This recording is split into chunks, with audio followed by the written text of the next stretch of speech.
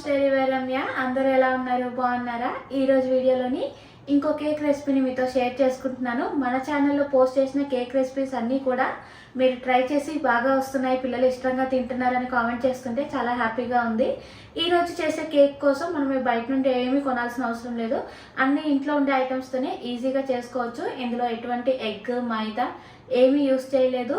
ఇంకా మనం స్టవ్ మీదే కుక్ చేసుకోవచ్చు. ఇంకా మనము ఇది టెంపరేచర్ అది ఎలా సెట్ చేసుకోవాలో అన్నీ కూడా ఈరోజు వీడియోలో షేర్ చేస్తాను. ఇంకా లేట్ చేయకుండా వీడియోని అయితే చూసేద్దాము.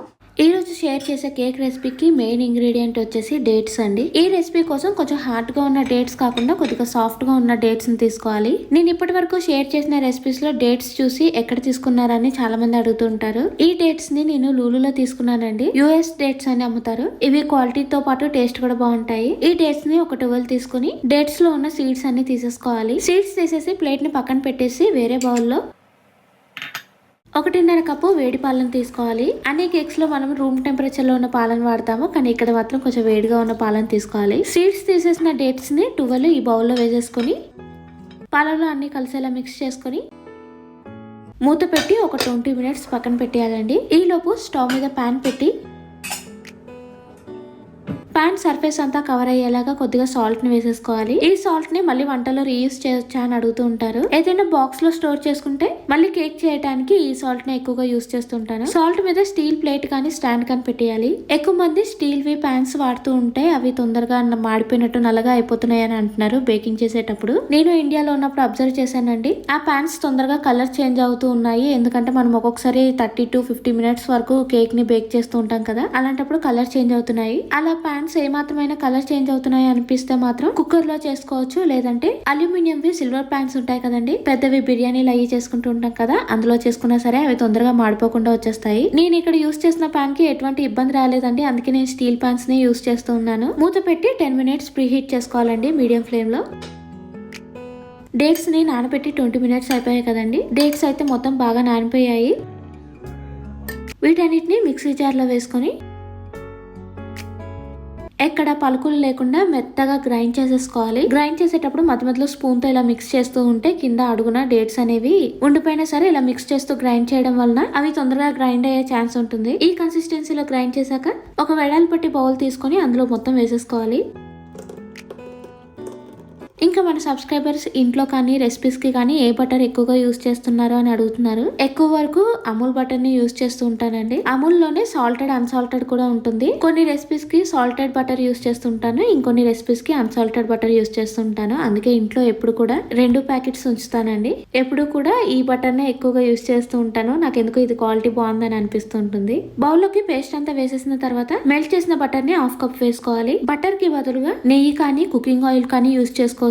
బటర్, డేట్స్ పేస్ట్ బాగా కలిసేలా విస్కర్ తో మిక్స్ చేసుకోవాలి. ఇందులో ఎగ్ ఏం యూస్ చేయట్లేదు కాబట్టి మనకి ఎక్కువ మిక్స్ చేయడానికి అంత ఏం కష్టం ఉండదంటే నార్మల్ గా మిక్స్ చేసుకుంటే సరిపోతుంది. జల్లెడ పెట్టుకుని 1/2 కప్పు గోధుమ పిండిని వేసుకోవాలి. ఇంకో 1/2 కప్పు రాగి పిండిని వేసుకోవాలి. ఒకవేళ రాగి పిండి లేదు అనుకుంటే మాత్రం గోధుమ పిండిని యూస్ చేసుకోవచ్చండి. ఇందులోనే 1/2 teaspoon baking powder, 1 teaspoon baking soda, pinch of salt వేసుకుని ఇవన్నీ కూడా జల్లించేసుకోవాలండి. ఈ కేక్ చాలా హెల్దీ అండి. ఇదే కేక్ ని మనం బయట కొన్నాము అంటే ఎక్కువ కాస్ట్ ఉండడమే కాకుండా అవి క్వాలిటీ అనేవి ఎలా మెయింటైన్ చేస్తారో తెలీదు. ఇంకా టేస్ట్ కోసం అయినా సరే ఇంకా ప్రిజర్వేటివ్స్ ఎక్కువగా యూస్ చేస్తూ ఉంటారు, అవి ఎక్కువ రోజులు ఉండటం కోసం. ఇలా ఇంట్లోనే కొద్దిగా టైం స్పెండ్ చేస్తే ఇంట్లోనే చేసేయొచ్చండి.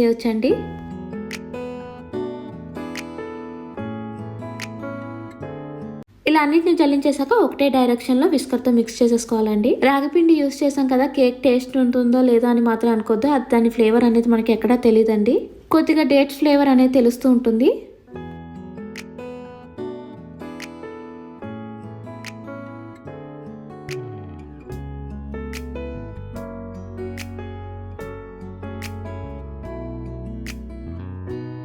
ఇలా అంతా కలిసేలా మిక్స్ చేశాక బౌల్ ని పక్కన పెట్టేసి కొన్ని వాల్నట్స్ ని చిన్నగా చాప్ చేసేసుకుందామండి.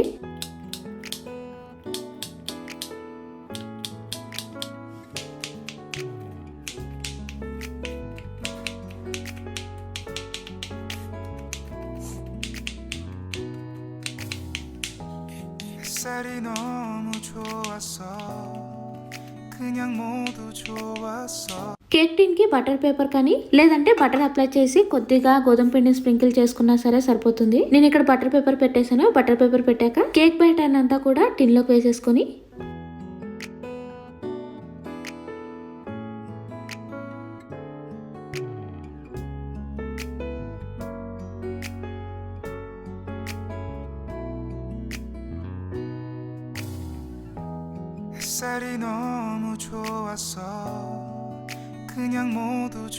ఇందాక చిన్నగా చాప్ చేసుకున్న వాల్నట్స్ ని వేసేసుకోవాలి. ఒకవేళ వాల్నట్స్ పిల్లలకి తినటం ఇష్టం లేదు అనుకుంటే మాత్రం పైన కొద్దిగా చాకో చిప్స్ స్ప్రింకిల్ చేసుకోవచ్చు. లేదంటే కేక్ బ్యాటర్ మిక్స్ చేసేటప్పుడే ఒక 1/3 1/4 కప్ వరకు చాకో చిప్స్ ని మిక్స్ చేసామంటే పిల్లలు కూడా ఇష్టంగా తినేస్తారు. ఒక 1/2 కప్ వాల్నట్స్ వరకు నేను ఇలా స్ప్రింకిల్ చేసేసానండి చిన్నగా చాప్ చేసుకుని. ప్రీహీట్ చేసుకున్న ప్యాన్ లో ఈ కేక్ టిన్ ని పెట్టేసి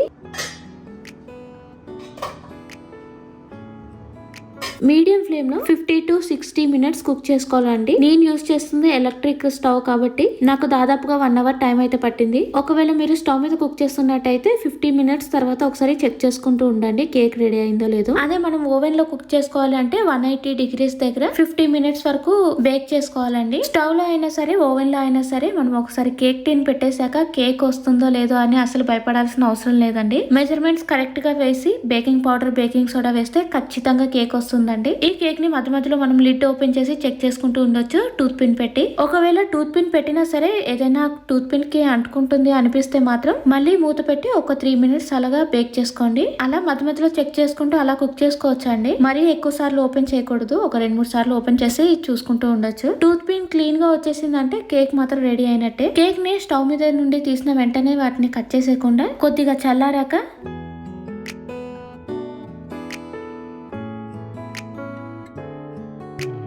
కేక్ టిన్ నుండి అది కొద్దిగా ఇలా రౌండ్ గా కట్ చేసుకొని ఆ తర్వాత ఈజీగా కేక్ అనేది మనకి టిన్ నుండి ఈజీగా వచ్చేస్తుందండి. చూసారా డేట్స్ వాల్నట్ కేక్ అయితే రెడీ అయిపోయింది.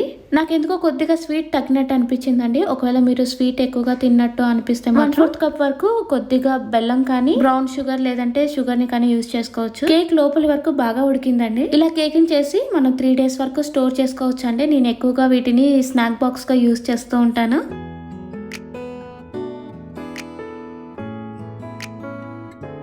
లాస్ట్ వీడియోలో చెప్పాను కదండి స్వీట్ పొటాటోతో కప్ కేక్స్ షేర్ చేస్తాను అని ఎగ్ వేయకుండా. అది ఇంకో 2-3 days లో షార్ట్ వీడియోలో పోస్ట్ చేస్తానండి. ఈ రోజు వీడియోలో షేర్ చేసిన డేట్స్ వాల్నట్ కేక్ మీకు నచ్చిందని అనుకుంటున్నాను. మీకు ఈ వీడియో నచ్చితే తప్పకుండా ఒక లైక్ చేయండి. నెక్స్ట్ వీడియోస్ నుండి మిల్లెట్ రెసిపీస్ షేర్ చేయాలా లేదంటే స్నాక్ రెసిపీస్ షేర్ చేయాలా అనేది కామెంట్ చేసి చెప్పండి. ఈ వీడియోనైతే ఇక్కడితోనే ఎండ్ చేస్తున్నానండి. Thank you for watching. By by.